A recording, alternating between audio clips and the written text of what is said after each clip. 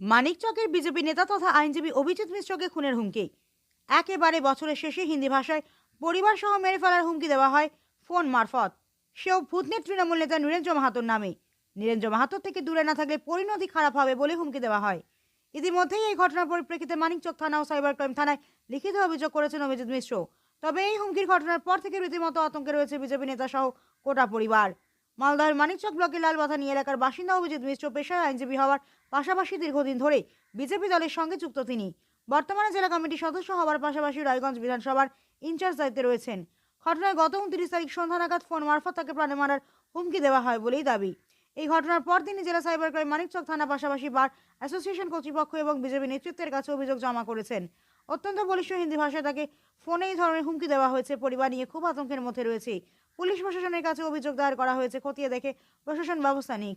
এই গোটা ঘটনায় তৃণমূল নেতা নীরর মাহাতোর দাবি, গোটা ঘটনায় অযথাই আমার নাম নিয়ে মিথ্যা কথা বলা হয়েছে। এই ধরনের ঘটনায় আমি কোনোভাবে যুক্ত নয়। প্রশাসন খতিয়ে দেখুক এবং যারা এই ধরনের ঘটনার সঙ্গে যুক্ত তাদের বিরুদ্ধে ব্যবস্থা নিক। अच्छा अच्छा हाँ क्या हो गया बहुत तकलीफ फिटिंग लगाई आपके लिए वो कर तो उससे मेरा कोई बात है, क्या बात है, कुछ नहीं। कौन बोला है? जब हमारे पास इन्फॉर्मेशन मिली ना इन्फॉर्मेशन आपको क्या इन्फॉर्मेशन मिली इससे कोई मतलब नहीं है और हम मेरा उससे कोई बात भी नहीं है। क्या है कौन बोला है आपने? अब जो भी है अपना बात में मतलब नहीं उसमें कोई बात नहीं, मेरा से कोई झगड़ा नहीं। ये पॉलिटिकल झगड़ा वो एक दिन हुआ था, उसके बाद में उससे बात ही नहीं करते हैं। कोई बात किया बात है, एक दिन पॉलिटिकल झगड़ा हुआ था, कोई हमको उल्टा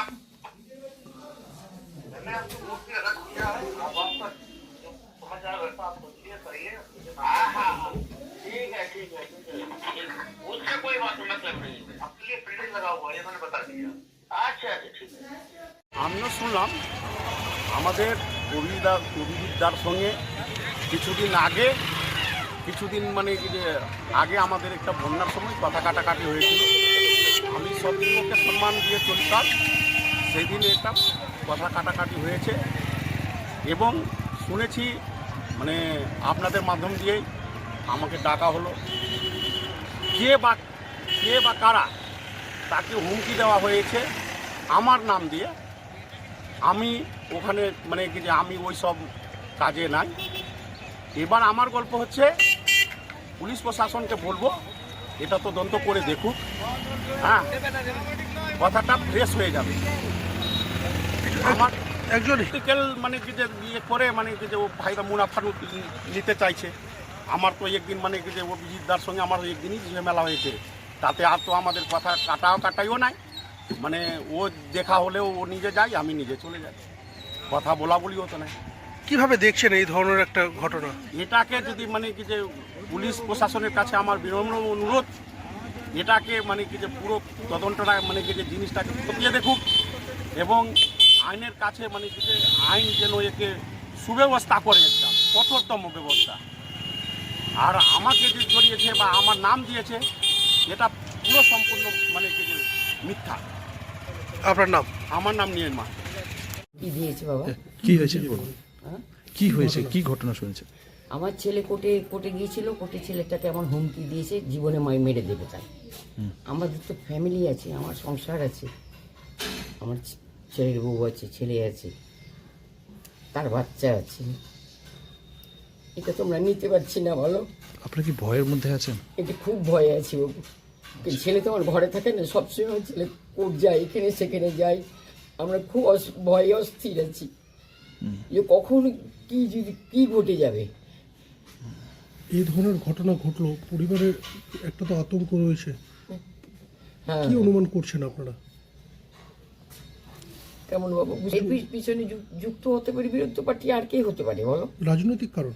রাজনৈতিক কারণই হবে, এমনি তো আমাদের কোনো শত্রু নেই, রাজনৈতিক কারণেই হবে। প্রশাসনরা পুলিশের কাছে এইটাই জানাবো যে আমার ছেলের জন্য সুরক্ষার দরকার। কোন দল করেন আপনারা? আপনার পরিবার কোন দলের সঙ্গে যুক্ত? বিজেপি।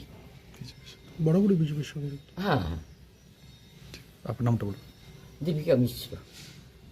অভিযোগ হচ্ছে গত পরশুদিন, আপনারা জানেন আমি মালদা কোর্টের আইনজীবী, গত পরশু আমি মালদা কোর্ট থেকে বেরিয়ে আসছিলাম, শহরের বেরিয়েছি, তো রাস্তাতে একটি ফোন আসে সন্ধ্যে 6:03 নাগাদ, ফোনটা কেটে যায়, তারপর আবার 6:04 নাগাদ ফোনটা আসে। ফোনটা আসা মাত্র আমাকে বলো आप अभिजीत मिश्र बोल रहे हैं? बोला हाँ अभिजीत मिश्र।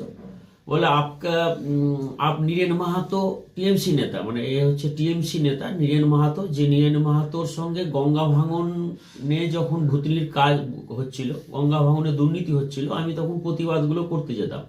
এই নীরেন মাহাতো আমাকে প্রাণনাশের হুমকি দেয়, যদি আপনি আসেন ভুতনিতে দ্বিতীয়বার তাহলে আপনার আমি শেষ করে দিব। এইটা নিয়ে ও আমাকে থ্রেট করে। ঠিক এতদিন পর ওরই নাম করে যে নীরেন মাহাতো আপকা ফিল্ডিং গোছাকে রাখা হয়, মানে ফিল্ডিং করে রেখেছে আমাকে, আপনি বাল বাচ্চাওয়ালা আদমি আছেন, আপনাকে যে কোনো সময় আপনাকে ঘিরে আপনার ব্যবস্থা করা হয়ে যেতে পারে। থ্রেটিং মানে মার্ডার করার যে থ্রেটিংটা, এই থ্রেটিং একটা কল আমাকে করা হয়। সেই কলটা আমি তৎক্ষণাৎ চেষ্টা করেছিলাম একটু রেকর্ড করার জন্য, আমি অলরেডি রেকর্ডও করেছি। খুব আতঙ্কে আছি যে সত্যি আমার পরিবার আছে, মানুষের ভালো কাজ করতে গিয়ে যদি আমাদের মতো লোকদের এইরকম করে থ্রেট করা হয়, ফোনে থ্রেট করা হয়। পুলিশ প্রশাসনের কাছেও আমি কালকে লিখিত অভিযোগ করেছি মানিকচক থানায়, সেটা রিসিভ আমার কাছেও আছে। আমি গতকাল সাইবার ক্রাইমেও আমি এই বিষয়ে সেই নাম্বারের উপরে আমি কেস করেছি, নাম্বারের আমার সেই রিসিপ্ট আছে। আমি অ্যাডভোকেট মালদা কোর্টে থাকার জন্য আমার যে বারের সেক্রেটারি আছে তাকেও আমি একটা কপি দিয়েছি। আমি একটি দলের সাথে যুক্ত থাকায় সেই দলের সভাপতির কাছেও আমি একটি কপি দিয়েছি যে আমাকে এইভাবে একটি নাম্বার থেকে থ্রেট করা হয়েছে এবং প্রাণনাশের হুমকি দেওয়া হয়েছে। আমরা তো কাজ করে বেড়াই, কোর্টে যাই, সাধারণ মানুষের পাশে গিয়ে দাঁড়াই, থাকি, কখন কি আক্রমণ হয়ে যাবে এটা বলা মুশকিল আছে আমাদের উপরে। তাই খুব আতঙ্কে আছি। সত্যি আমার পরিবার আছে, আমার ছেলে আছে, বউ আছে, মা আছে, দাদা আছে, যে কোনো সময় তাদের উপরেও আক্রমণ হয়ে যেতে পারে, এটা আমার কাছে আমি খুব আতঙ্কের বিষয়। এটা নিয়ে আমি খুব চিন্তায় আছি। এই বিষয়ে আমি সব জায়গায় অভিযোগ করেছি, দেখা যাক প্রশাসন এখন কি করে, তাকে যোগাযোগ করে তাকে তুলে আনতে পারে কিনা। কেন আমাকে থ্রেট দেওয়া হলো, কে বা থ্রেটটা দেওয়ালো? হ্যাঁ, নীরেন মাহাতোর নাম করে অন্য কেউ থ্রেট দেওয়ালো, না নীরেন মাহাতো থ্রেটটা দেওয়ালো, এটা একটা সন্দেহের বিষয়, তদন্তের বিষয়। প্রশাসন করুক, কি আছে।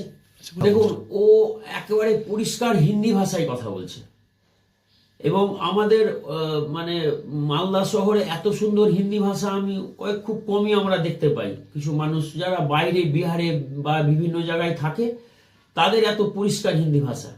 আমি আপনাদের প্রেস মিডিয়ার মাধ্যমে আমি আপনাদেরকে এই যে কল রেকর্ড করেছি সেটাও আপনাদেরকে আমি দিব।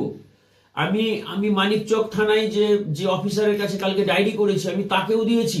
আমি সাইবার ক্রাইমে যে কালকে এফআইআর করেছি সাইবার ক্রাইম অফিসারকেও আমি দিয়েছি যে আমি যে কলটা রেকর্ড করেছি আমাকে কিভাবে থ্রেট করা হয়েছে।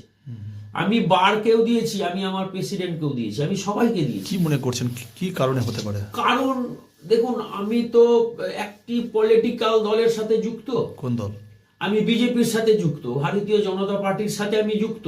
কি দায়িত্বে রয়েছে? আমি ভারতীয় জনতা পার্টির মালদা জেলা আরটিআই সেলের কনভিনার।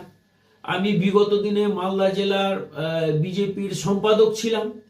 আমি বর্তমানে রায়গঞ্জ বিধানসভার এখন ইনচার্জ আছি, হ্যাঁ, এবং জেলা অ্যাডভোকেট মালদা কোর্টের আইনজীবী আমি। তো আমি মানুষের তো কাজ আমি করেই বেড়াতে হয়। এই অবস্থায় যদি আমাকে থ্রেট করা হয়, লাইভ থ্রেট করা হয়, আমি খুব আতঙ্কে আছি। আশঙ্কা করছি যে এত বড় একটা নেতা বাবলা সরকারের মতো লোককে ইংরেজ বাজারে তাকে গুলি করে হত্যা করা হলো, হ্যাঁ, সেই থ্রেটিংটা আমাকেও এইভাবে থ্রেট করা হলো। তো এই আশঙ্কা তো থাকতেই পারে যে আমিও তো রাস্তায় ঘুরে বেড়াই, আমাকেই কখনো গুলি করে দিতে পারে। এর আগে বছরের শুরুতে বাবলা সরকার খুন হয়েছিল এবং এই বছরের শেষে আপনাকে হুমকি দেওয়া হয়েছে। হ্যাঁ, এটাই আতঙ্ক সব থেকে বেশি। বাবলাদা একজন বড় নেতা, জনদরদি মানুষ ছিলেন, উনার কাছে সিকিউরিটি ছিলেন, তা সত্ত্বেও উনাকে এইভাবে থ্রেট করা হয়েছে। থ্রেট করে তাকে গুলি করে দেওয়া হলো, মেরে ফেলা দেওয়া হলো। আমি তো একটা সাধারণ খেটে খাওয়া পরিবারের মানুষ, হ্যাঁ, আমাকে যে এইভাবে থ্রেটটা করা হয়েছে আমি খুব আতঙ্কে আছি, আমি খুব চিন্তায় আছি। কি হতে পারে না হতে পারে, আমাকে যে কোনো সময় যে মার্ডার করা হবে না এটা আমি বলতে পারবো না, কারণ আমাকে যেভাবে থ্রেট করা হয়েছে এটা আমার কাছে খুব আতঙ্কের বিষয়। প্রোটেকশনের জন্য কি আবেদন জানিয়েছেন? দেখুন, প্রোটেকশনের জন্য আমি কোথাও জানাইনি, আমি প্রশাসনকে জানিয়েছি। প্রশাসন যদি মনে করে, এটা আমার কাছে দ্বিতীয়বার থ্রেট হয়ে গেল।